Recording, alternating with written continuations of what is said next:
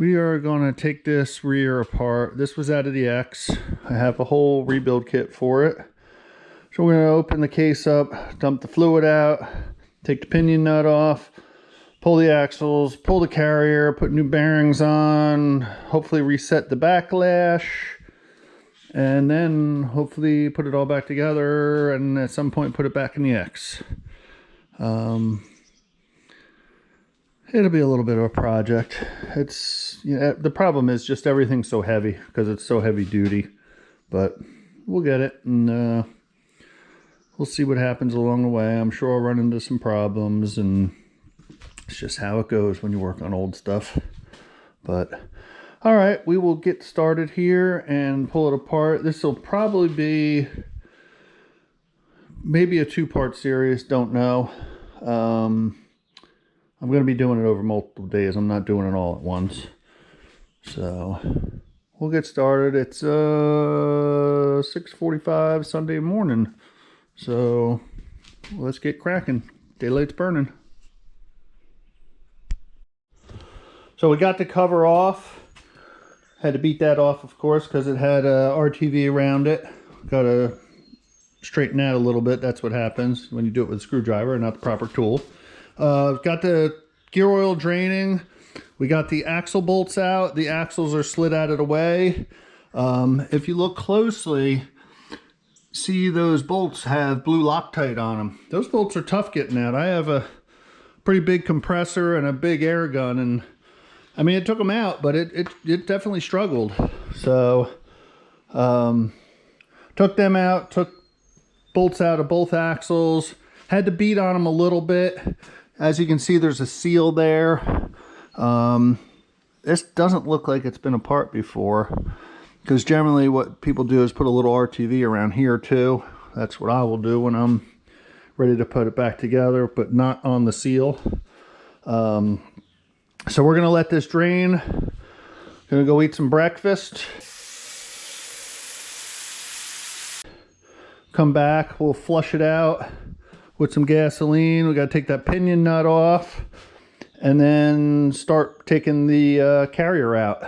But all in all, this only took I don't know, 15 minutes maybe. Went pretty quick, not a big deal. 18 millimeter on the axle bolts, 13 millimeter on the cover. But I'll leave a list at the end of the video on all the tools that I use. Of course, hammer. Anytime you work on a rear, you need a hammer. So, all right, we will show you when we get somewhere else. All right, as you saw before, we had the cover off, the axles pulled back. We drained all the fluid out, flushed it out with some gasoline, sprayed some lacquer thinner to get everything nice and clean. And I just wanted to show you all this. This is part of the reason we're doing this project. If you can see on the dial indicator, it's pretty much zeroed out. Within a little bit, watch how much play there is. Boop, boop, boop. Almost 35 thousandths worth of play. Hear that clunk? That's what I heard every time I let off on the gas. So it's like 35 thousandths worth of play. Got to have a dial indicator to do this, to set backlash. But majority of that is bearings. There is somewhere on the gear set. I mean, it's got 350,000 miles on it, but it's still okay. So what we're going to do is take these 4 bolts out, pull the center section out, put new carrier bearings on. Got to pull the pinion nut, pull the pinion out, put new pinion bearings on it. So that's going to be the challenge, just getting them off and saving the factory shim. We do have shim kit, but we don't want to get involved in all that. We'll use the factory pinion shim because we're using factory gears. And I don't know if the side gears, once we going to have to try, it's going to be a trial and error thing. That's the thing with the rear end, when you don't have all the proper tools to do it.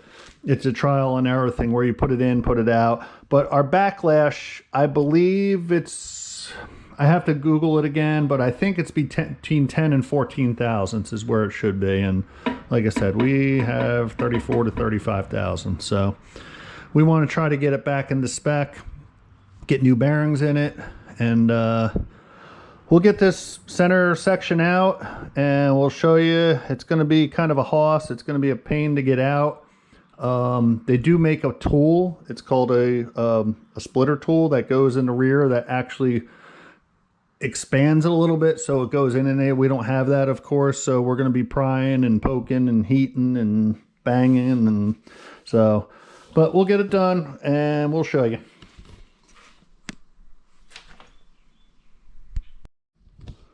So we're about an hour into this.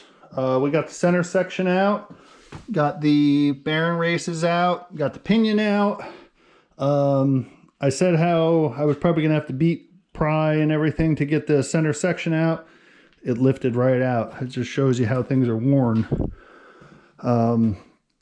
You can see here on this side shim, don't know if you can see it, but it's actually got a little groove in it. So that was causing some excessive backlash.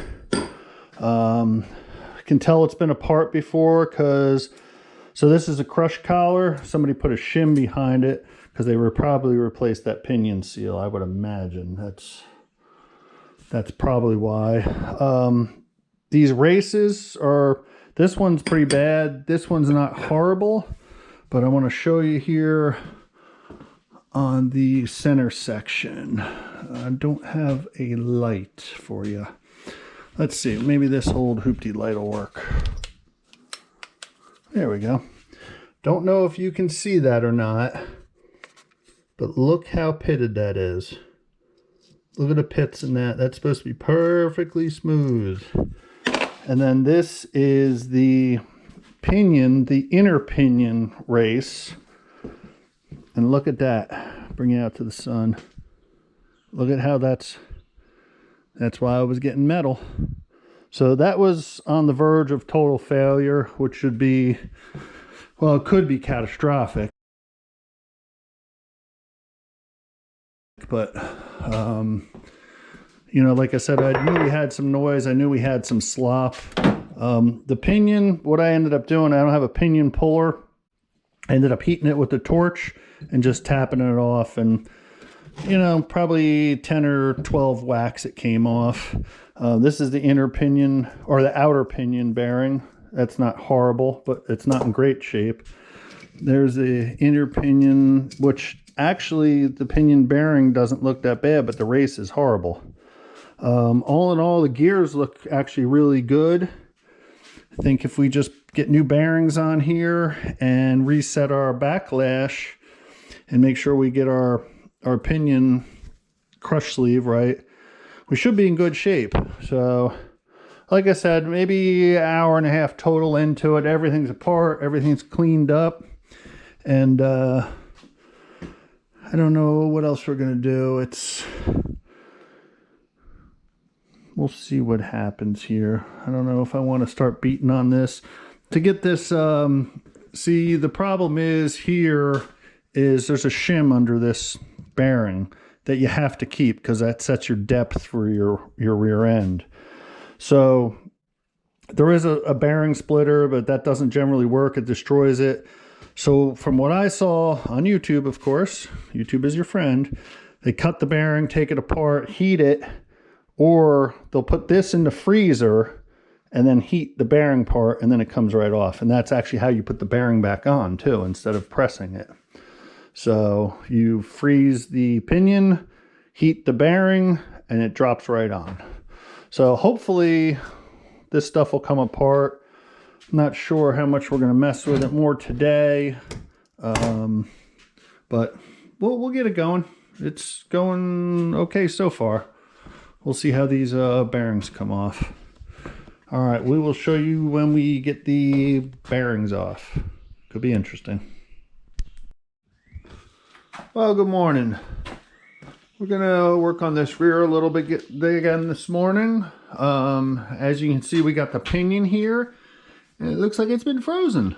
So what we did was we put it in the freezer. It was in the freezer a couple days. We're gonna take our bearing splitter there. You know you're married to a car guy when you open the freezer and there's car parts in there. We're going to heat this up and try to pull this off of here. that's the plan today. And we'll show you if it works. Let's find out. This big YouTube hack, I've seen it. Well, I've seen it done multiple times, but we'll see what happens. All right, we are heating this outer part of the bearing, inner part of the bearing up on the torch. This is still pretty cold, so that's good. That means the center of it's cold. We got our puller set up, and we're gonna try to crank that and see what happens.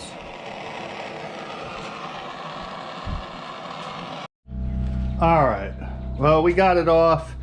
It took almost, I guess it was the third try.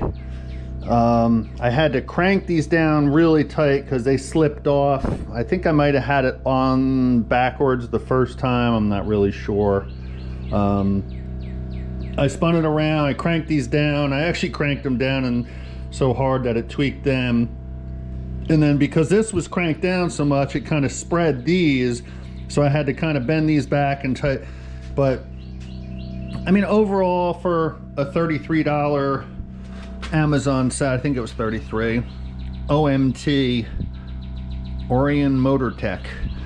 I mean, it seems to be all right. I thought it was a much bigger kit, not meaning piece-wise, but I thought these jaws were bigger. I don't think they're going to work on here, so these could be a challenge getting off. But this is what we're after right there. That shim is the most important shim of doing a rear end because that sets your depth, your pinion depth, where it meshes here to here. So we did get it off. I had to heat it probably 3 different times, and then it popped and then came right off. So all right, well, we got that accomplished at least. We still got to get these off, and then like I said, what we'll do is we'll put this back in the freezer at some point, put our new bearing in the oven, and then theoretically you should be able to just tap it right on, no problem. So as for the freezer hack, did it work? I guess. I mean, this is still cool to touch, but that bearing is hot. So I guess, you know, I guess it worked. I don't know. Try it out for yourself. Let me know in the comments if you've ever done this. All right, so we're back working on the rear. As we showed, we got the pinion bearing off, put that back in the freezer. We got our bearing puller up, had to make a little concoction there to fit. I cut the outer ring of the bearing off. That's the old rollers and all that. Got the bearing splitter on it.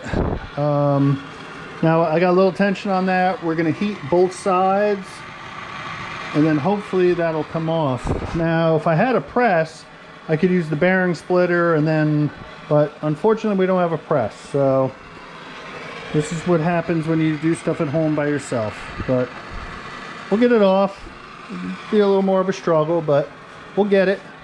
And I was gonna try to cut most of that race, but you can't get that close to the carrier, so that's not gonna work. But hopefully we get this off soon. And then what we'll do is, I probably won't freeze this. I don't think we'll, I don't know, maybe if Denise lets me put this in the freezer, and then we can heat our bearings in the oven, and then the bearings should drop on.